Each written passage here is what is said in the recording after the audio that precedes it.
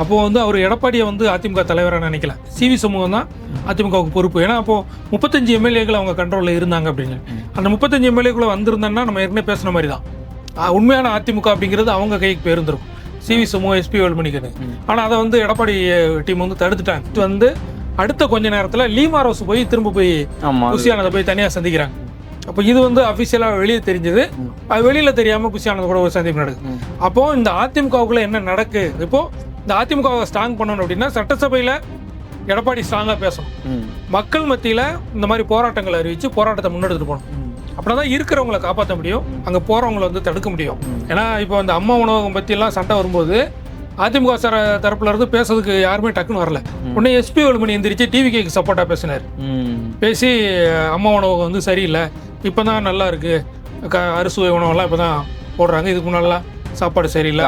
அப்போ மானிய கோரிக்கையில் எங்களுக்கு தனி வாய்ப்பு கொடுத்தீங்கன்னா நாங்கள் வந்து டிவிக்கு சப்போர்ட்டாக இருப்போம், டிஎம்கே அடிக்கிறதுக்கு நாங்கள் அதிக இது கொடுப்போம். ஏன்னா இப்போ ஏடிஎம்கே டிஎம்கே எல்லாருமே வந்து டிவிக்கே அடிப்பாங்க, எதிர்கட்சி வரிசையில் எல்லாருமே. அப்படிங்கும்போது நாங்கள் தான் உங்களுக்கு சப்போர்ட்டாக இருப்போம் அப்படின்னு சொல்லிட்டு அவங்க அதெல்லாம் பேசியிருக்கிறாங்க. அது எப்படி நடக்கும் அப்படிங்கிறது ஒரு பக்கம் இருந்தாலும். சார் வணக்கம். வணக்கம், எப்படி இருக்கீங்க சார்? நல்லா இருக்கு, நீங்கள் நல்லா இருக்கீங்களா? நல்லா இருக்கேன் சார். சொல்லுங்கள் சார். சார், தமிழக அரசியலில் ஆளுங்கட்சி எதிர்கட்சி இன்னும் ஒரு பரபரப்பான சூழல் போயிட்டு இருக்க நிலையில் அதிமுகவோட கவனம் வந்து இன்னும் எழுந்துகிட்டே தான் இருக்குது. அதில் குறிப்பாக வந்து எல்லா முன்னாள் அமைச்சர்கள் எம்எல்ஏக்கள் ஒரு புறம் போனாலும் இந்த எஸ்பி வேலுமணி தரப்பு வந்து இன்னும் என்ன செய்ய காத்துட்டு இருக்காங்க அப்படின்ற ஒரு கேள்வி எழுந்துட்டு இருக்கு. அதாவது 6 எம்எல்ஏ, 8 முன்னாள் அமைச்சர்கள், இன்னும் பல நிர்வாகிகள் அப்படின்னு சொல்லி ஒரு பெரிய கூட்டமாக வந்து டிவிக்கில் போய் சேர்ந்தாங்க சனிக்கிழமை அப்படின்னு. அதான் சட்டசபையிலே வார சந்தை அப்படின்லாம் கிண்டல் பண்ணாங்க.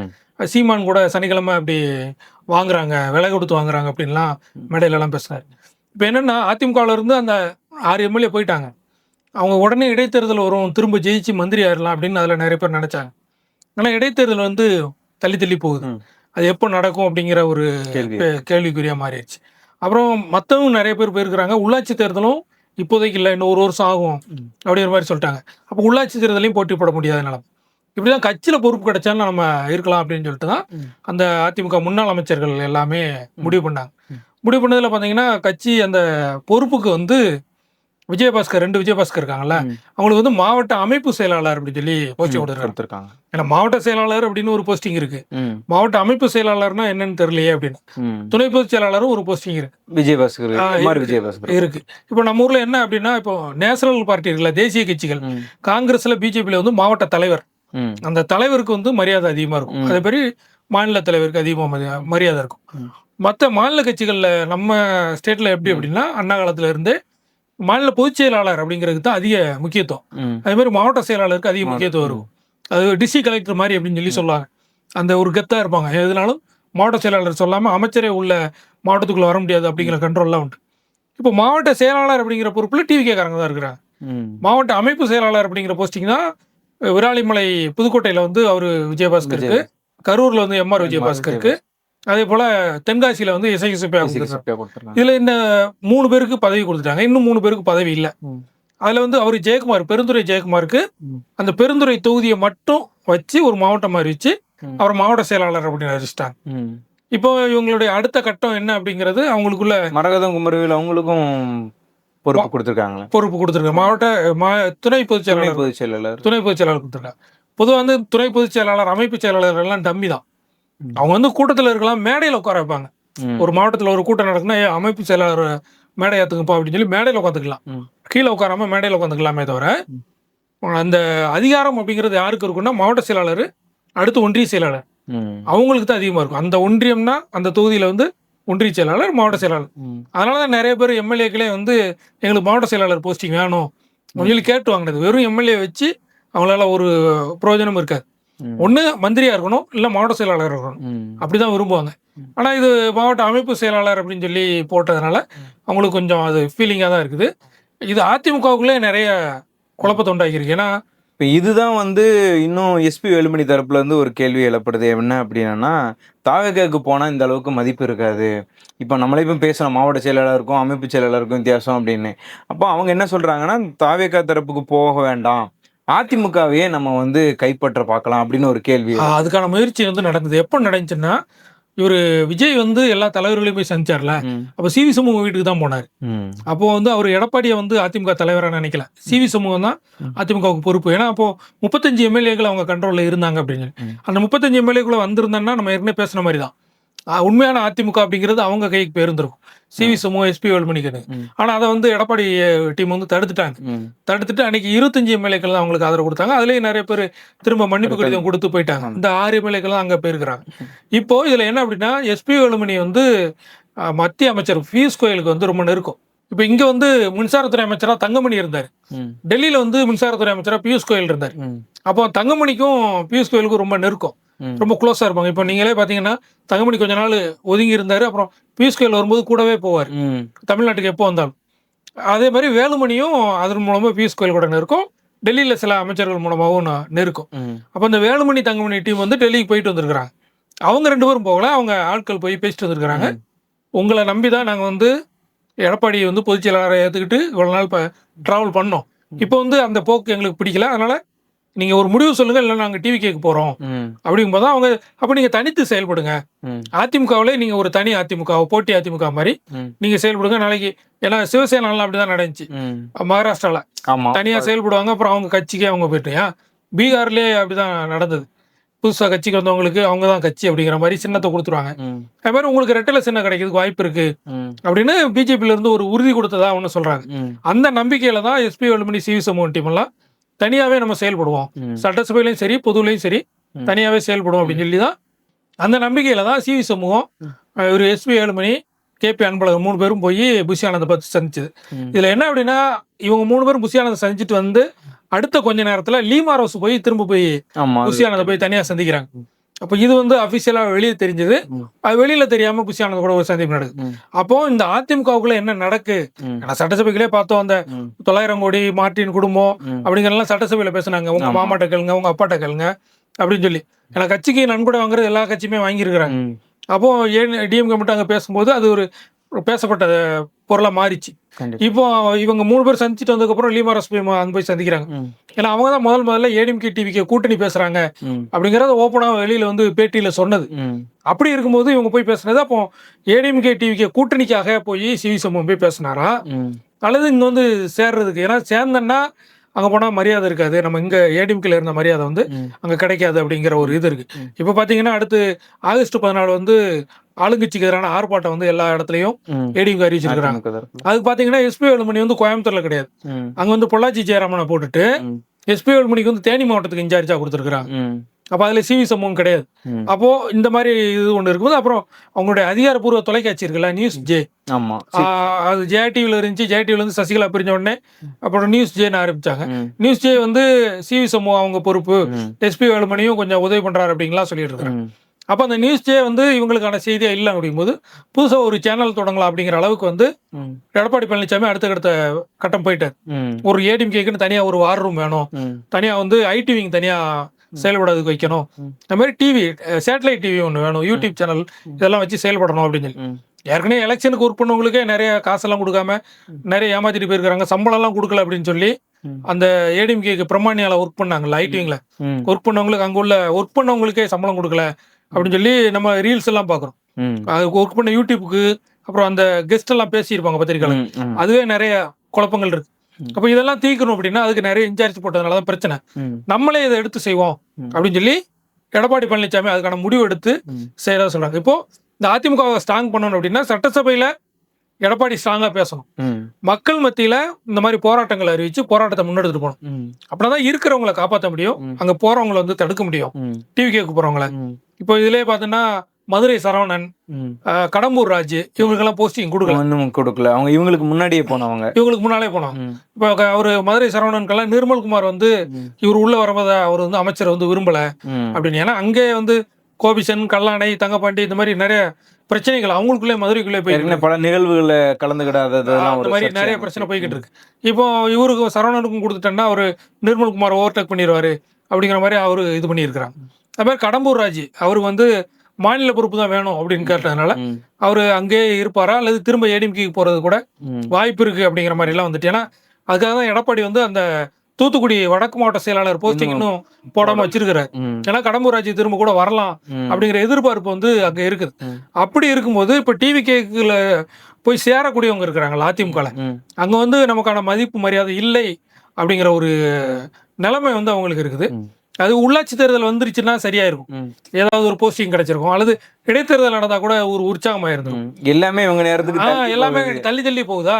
அதனால இப்போ கட்சி பதவி அப்படிங்கும்போது கட்சி பதவியும் ஒரு மாவட்ட செயலாளர் அப்படின்னா இப்போ பெருந்துறை ஜெயக்குமார் கொடுத்துருக்காங்கன்னா ஒரு தொகுதிக்கு மாவட்ட செயலாளருங்கிறது அது ஏற்கனவே இவங்க ஜெயலலிதா இருக்கும்போது ஒரு இது போட்டாங்க, அமைப்பு செயலாளர் அப்படின்னு, தொகுதி பொறுப்பாளர் அப்படின்னு. அந்த தொகுதி செயலாளர் தான் ஒரு வெயிட்டான போஸ்டிங். அதுலேயே தொகுதி செயலாளர்லாம் நிறைய பேர் எம்எல்ஏலாம் ஆனாங்க. இப்போ விளாத்திக்குளம் மார்க்கண்டேயன் அவர்லாம் தொகுதி செயலாளர் இருந்து எம்எல்ஏ ஆனவர். அப்போ அந்த மாதிரி நிறைய பேருக்கு அந்த மாதிரி தொகுதி செயலாளர் கொடுத்திருந்தா கூட ஒரு சந்தோஷமா இருந்திருக்கும். நீங்க ஒரு தொகுதிக்கு வந்து மாவட்ட செயலாளர் அப்படின்னா இது எந்த வகையில இருக்கும் அப்படிங்கிற ஒரு அதிருப்தியும் இந்த ஏடிமிக்கையில இருந்து போனவங்களுக்கு இருக்குது. சரி, இப்போ இதை பார்க்கையில இவ்வளோ கேப் உள்ளது, உள்ளாட்சி தேர்தலுக்குமே கேப் உள்ளது, இடைத்தேர்தலும் கேப் உள்ளது. இந்த காலகட்டத்தில் இந்த மாதிரி போகிறவங்களை தக்க வைக்கிறதுக்கு எடப்பாடி பழனிசாமி என்ன மாதிரியான முடிவுகளை எடுக்கிறதுக்கு தயங்குறாரா, இல்லைன்னா போறவங்க போட்டுன்னு நினைக்கிறாரா அப்படின்னு ஒரு கேள்வி இருக்கு. இல்லை, எடப்பாடிக்கு வந்து வெளியில வந்து பேசினாலும் உள்ளுக்குள்ள வந்து பயம் இருக்குது. என்ன அப்படின்னா இப்போ ஒரு சட்டமன்ற கூட்டம் நடக்கும் போதும் அந்தந்த கட்சி தலைவர்கள் தலைமையில ஒரு ஆலோசனை கூட்டம் நடக்கும். டிஎம்கே வந்து ஒரு கூட்டம் நடத்துவாங்க, டிவிகே வந்து கூட்டம் நடத்துனாங்க. நம்மளே பார்த்தோம், டிவிகே கூட்டம் வந்து பனையூரில் நடந்தது, லைவ்லேயே வந்து பேசினாங்க எல்லாருமே. அது பொதுக்கூட்டம் மாதிரி தான் நடந்துச்சு. எம்எல்ஏக்கள் சட்டமன்றத்தில் எப்படி பேசணும் அப்படிங்கிறதெல்லாம் நடக்கல, பொதுக்கூட்டம் மாதிரி நடந்து டிஎம்கே பேசுறது அந்த மாதிரி தான் போட்டுட்டு இருந்தாங்க. டிஎம்கே வந்து எப்படி கூட்டம் நடக்கிறதுன்னு இது ஜூம் மீட்டிங்ல வச்சுட்டு உதயநிதி அவர் தானே எதிர்கட்சி தலைவர், அதனால எல்லாருமே ஜூம் மீட்டிங்ல வந்து எம்எல்ஏக்கெல்லாம் கருத்து சொன்னாங்க. கருத்து சொல்லி எப்படி பேசணும், என்ன தீர்மானம் கொண்டு வருவாங்க, எப்படி பதில் சொல்றது அப்படின்னு. அதிமுக வந்து இந்த கூட்டமே நடத்தல. ஏன்னா 47 பேர் ஜெயிச்சாங்க, ஜெயிச்சுட்டு இப்போ 6 பேர் போயிருக்கிறாங்க. இப்போ இவ்வளவு எம்எல்ஏக்கள் இருந்தும் அந்த ஏடிஎம்கேல வந்து கூட்டத்தை கூட்டல. ஏன் அப்படின்னா மீடியாக்காரங்களை பார்த்து பயப்படுறாங்க. மாவட்ட வாரியா போய் கூட்டங்கள் அந்த மாதிரிலாம் அது இல்ல, சட்டமன்ற கூட்டத்துக்காக ஒரு தயாரிப்பு கூட்டம் நடக்கும். நீங்க பார்லிமெண்ட்ல பார்லிமெண்ட் எம்பிக்கள் கூட்டமும் நடக்கும். பார்லிமெண்ட் தொடங்க போகுதுன்னு எல்லா எம்பிக்களும் கூட்டம் பண்ணாங்க. அதே போல சட்டமன்றம் கூட போகுதுன்னா ஒரு மாசம் சட்டமன்றம் நடக்க போகுது, எப்படி நடந்துக்கிடணும், இந்த சட்டமன்றத்தில் நம்ம என்ன கோரிக்கையை முன்வைக்கலாம், எதை பெரிய பிரச்சனையை நம்ம உள்ள கொண்டு வரலாம், கவன ஈர்ப்பு தீர்மானம், சிறப்பு கவன ஈர்ப்பு தீர்மானம், இந்த மாதிரிலாம் என்ன கொண்டு வரலாம், 0 வரல அந்த மாதிரிலாம். இப்போ கூட்டம் அப்படின்னு போட்டீங்கன்னு வச்சுக்கோங்க, மீடியாக்காரங்கெல்லாம் பார்ப்பாங்க. பார்த்துட்டு இத்தனை எம்எல்ஏக்கள் பிரசன்ட், இத்தனை எம்எல்ஏக்கள் ஆப்ஷன், அப்போ அதிமுக வீக்கா இருக்கா, அவங்க வந்து செயல்படலையா அப்படின்னு சொல்லிட்டு அதை வச்சு 2 நாள் டிபேட் வச்சு அந்த நைட்டு பேசுவாங்கல்ல, 8 மணிக்கு 9 மணிக்கு வச்சு பேசி முடிச்சிருவாங்க அப்படின்னு சொல்லி இதுக்கு வந்து பயப்படுறாரு ஒரு எடப்பாடி. அப்போ நம்ம ஃபோன்லேயே பேசி முடிச்சுக்கிடுவோம் அப்படின்னு சொல்லி ஃபோன்லேயே கான்கால் போட்டு பேசிட்டாங்க. பேசி சட்டசபையில் இப்படி தான் நடக்கும், நீங்கள் இப்படி நடந்துக்கோங்க. ஏன்னா யார் வந்து சிவி சமூக வேலுமணி டீமில் இருக்கிறாங்க, யார் எடப்பாடி டீமில் இருக்கிறாங்க அப்படிங்கிற டவுட் வந்து இருக்குது. அதனால தான் வெளிப்படையாக எந்த கூட்டமே நடத்தாமல், செயற்குழு பொதுக்குழு கூட்டம் நடத்தாமல், எம்எல்ஏக்கள் கூட்டம் நடத்தாமல், அரங்கத்துக்குள்ள ஒரு ரூம்குள்ளே என்ன கூட்டம் நடத்த முடியுமோ அதை மட்டும் நடத்திக்கிட்டு எடப்பாடி வந்து கட்சியை ஸ்ட்ராங் பண்ணுவோம், ஸ்ட்ராங் பண்ணி நம்ம அதில் வந்து என்ன அடுத்து என்ன செய்ய முடியுமோ அதை செய்வோம் அப்படிங்கிற நிலைமைக்கு அவர் வந்து வந்திருக்கிறார். இது ஒரு புறம் இருந்தாலும் இங்க இன்னொரு கேள்வி ஒன்று எழுது. எஸ்பி வேலுமணி தரப்புல இருந்து இப்போ சந்திச்சாங்க இல்லையா, ஒரு பக்கம் டெல்லியில போய் சந்திக்கிறாங்க, இன்னொரு பக்கம் இங்க கோட்டையில போய் சந்திக்கிறாங்க. அப்போ மத்திய அரசு சந்திக்கிறதுக்கும் இங்க ஆளும் அரசு சந்திக்கிறதுக்கும் இதுல என்ன இணைப்பு வருது அப்படின்னு, இதுல யாரு சேர்ந்து கூட்டா நடவடிக்கை எடுக்கிறாங்க? ஏன்னா பிஜேபி கூடயும் பேசுறாங்க, தாவேகா கூடயும் பேசுறாங்க. அப்படிங்கும்போது என்ன அப்படின்னா, ஒண்ணு பிஜேபி கூட பேசுறது காரணம் அதிமுகவை கையில் எடுக்கிறது. அதிமுகவை கையில் எடுக்க முடியலன்னா தாவேகா பக்கம் போறது. இது இடையில இன்னொரு ரூட் போடுறாங்க. என்ன அப்படின்னா, சட்டசபையில தனியா ஒரு டீமா வந்துட்டோம் அப்படின்னா அங்கே நம்ம அதிமுக தனி அதிமுகன்னு ஸ்ட்ராங் பண்ணிடலாம் அப்படிங்கிறது தான் புஷி ஆனந்த் அந்த கோரிக்கையும் வச்சிருக்கிறாங்க. ஒண்ணு டெல்லியில வச்சதும் அதே கோரிக்கை தான். ஒண்ணு எங்களை அதிமுகன்னு நீங்க அங்கீகாரம் பண்றதுக்கு நீங்க சப்போர்ட் பண்ணணும், தேர்தல் ஆணையத்திலயும் சரி இந்த மாதிரி நீங்க எங்களுக்கு சப்போர்ட் பண்ணணும். அப்படி பண்ணீங்க அப்படின்னா நாங்க அதிமுக தொடர்ந்து இருக்கோம், பிஜேபி என்ன சொன்னாலும் கேட்டுக்கிறோம் அப்படிங்கிறது. அப்படி இல்லைன்னா நாங்க டிவிகே பக்கம் போயிடுவோம் அப்படிங்கறதான் டெல்லியில பேசியிருக்கிறாங்க. இங்க பேசுனது என்ன அப்படின்னா, டிவிகேல டெல்லியில இருந்து எங்களுக்கு சம்மதம் சொல்லிட்டாங்க, நீங்க சட்டசபையில எங்களை தனியா, அதாவது தனியானா மானிய கோரிக்கை நடக்கும். அப்போ அதிமுக இருந்து 2 பேர் பேசுவாங்க. ஒண்ணு எடப்பாடி டீம்ல இருந்து ஒருத்தர், வேலுமணி டீம்ல இருந்து ஒருத்தர். அப்படியான வாய்ப்பு எங்களுக்கு கொடுக்கணும். ஏன்னா இப்போ அந்த அம்மா உணவகம் பத்தி எல்லாம் சண்டை வரும்போது அதிமுக தரப்புல இருந்து பேசுறதுக்கு யாருமே டக்குன்னு வரல. உடனே எஸ்பி வேலுமணி எந்திரிச்சு டிவிகேக்கு சப்போர்ட்டா பேசினார். பேசி அம்மா உணவகம் வந்து சரியில்லை, இப்பதான் நல்லா இருக்கு, அறுசுவை உணவெல்லாம் இப்பதான் போடுறாங்க, இதுக்கு முன்னாலாம் சாப்பாடு சரியில்லை. அவங்களும் டிவிகே தரப்படி அதை சொன்னாங்க, அதை ஒரிஜினலாக டிவிகே சொன்னாங்க. இப்போதான் அம்மா உணவுமே செயல்படுது, இதுக்கு முன்னாடிலாம் மூடி கிடந்தது அப்படிங்கிற மாதிரிலாம் ஒரு இதை கிரியேட் பண்ணுறாங்க. அதுக்கு வந்து எஸ்பி வேலுமணி வந்து எஞ்சி பேசினார். அப்போ மானிய கோரிக்கையில் எங்களுக்கு தனி வாய்ப்பு கொடுத்தீங்கன்னா நாங்கள் வந்து டிவிகேக்கு சப்போர்ட்டாக இருப்போம், டிஎம்கே அடிக்கிறதுக்கு நாங்கள் அதிக இது கொடுப்போம். ஏன்னா இப்போ ஏடிஎம்கே டிஎம்கே எல்லாருமே வந்து டிவிகே அடிப்பாங்க, எதிர்கட்சி வரிசையில் எல்லாருமே. அப்படிங்கும்போது நாங்கள் தான் உங்களுக்கு சப்போர்ட்டாக இருப்போம் அப்படின்னு சொல்லிட்டு அவங்க அதெல்லாம் பேசியிருக்கிறாங்க. அது எப்படி நடக்கும் அப்படிங்கிறது ஒரு பக்கம் இருந்தாலும், அமித்ஷா வந்து இங்கே வந்துட்டு போனார். அமித்ஷா வந்து தமிழ்நாட்டுக்கு வரும்போது எப்போதும் எடப்பாடி பழனிசாமி வந்து தனியாக சந்திச்சு பேசுவார், என்ன போய்கிட்டு இருக்குது. ஓபிஎஸ் சிபிஎஸ் பிரச்சனை இருக்கும்போதே எடப்பாடி மட்டும்தான் தனியாக சந்திச்சுலாம் பேசினாங்க. ஆனால் இந்த தடவை வந்து தனிப்பட்ட சந்திப்பு வந்து இல்லை. அதை வந்து அமித்ஷாவே அவாய்ட் பண்ணியிருக்கிறார். நேரம் இல்லை, அது இல்லை அப்படின்னு சொல்லி சொன்னா கூட அந்த எடப்பாடி அமித்ஷா சந்திப்பு வந்து தவிர்க்கப்பட்டிருக்கு.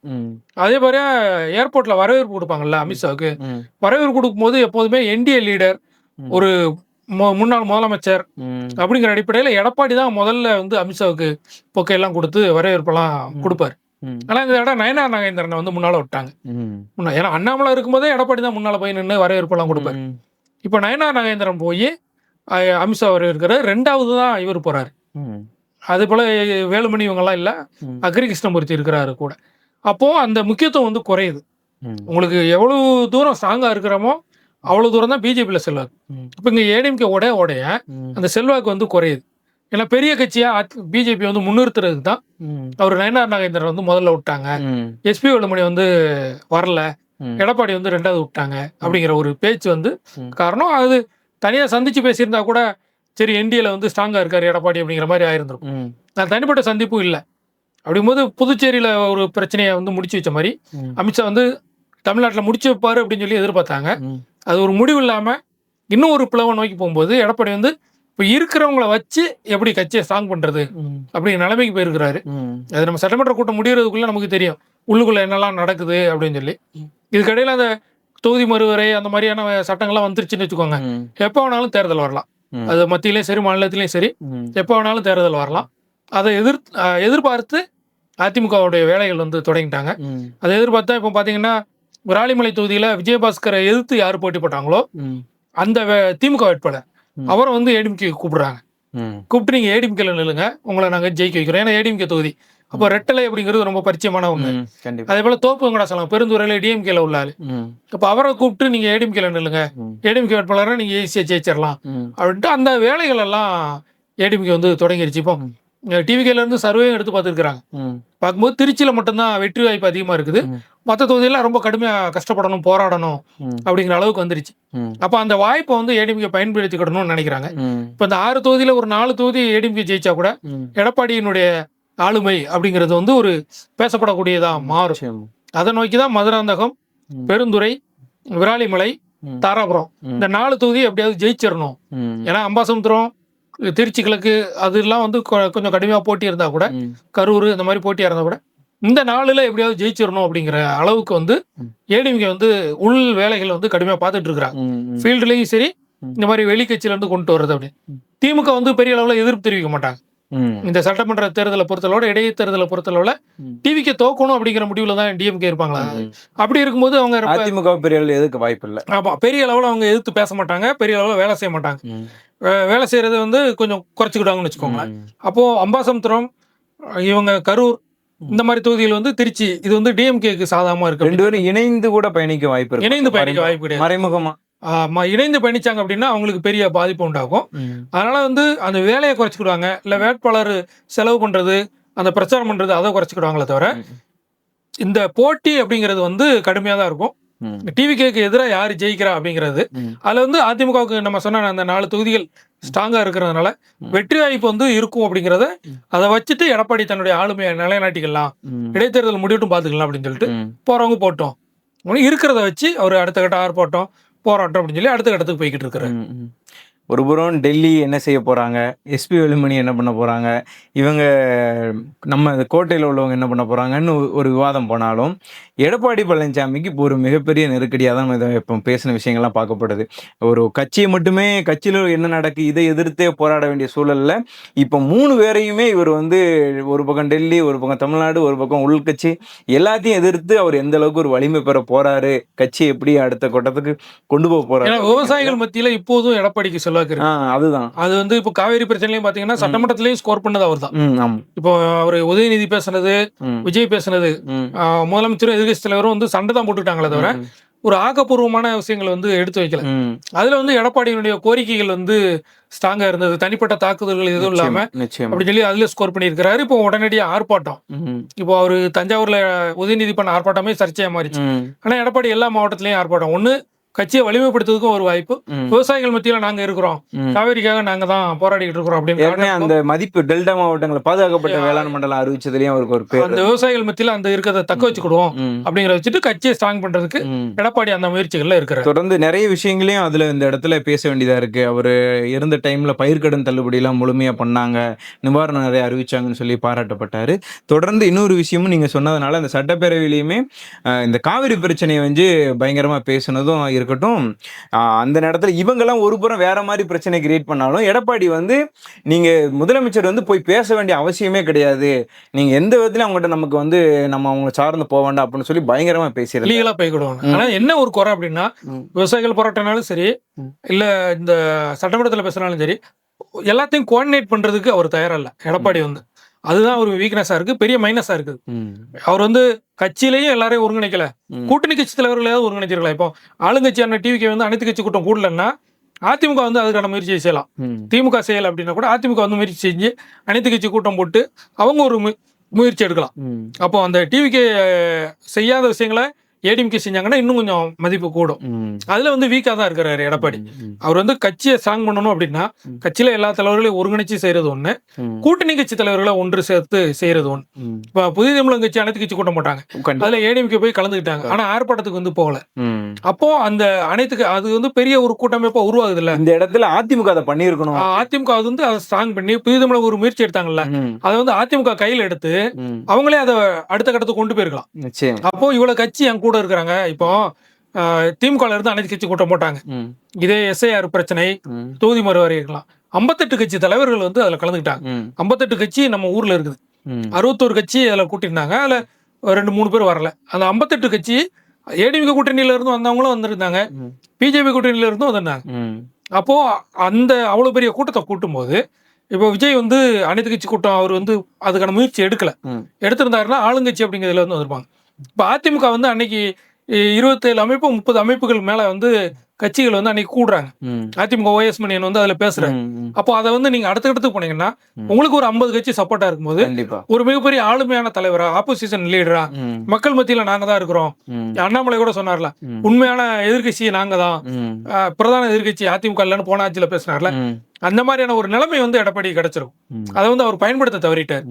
அவர் வந்து பிரச்சனைகளை பேசுறாரே தவிர கட்சியிலையும் ஒருங்கிணைக்கணும், கூட்டணி கட்சிகளையும் ஒருங்கிணைச்சு செயல்பட்டு இருந்தா அவர் இன்னும் கொஞ்சம் அவருடைய செயல்பாடு வந்து அதிகரிச்சிருக்கும்.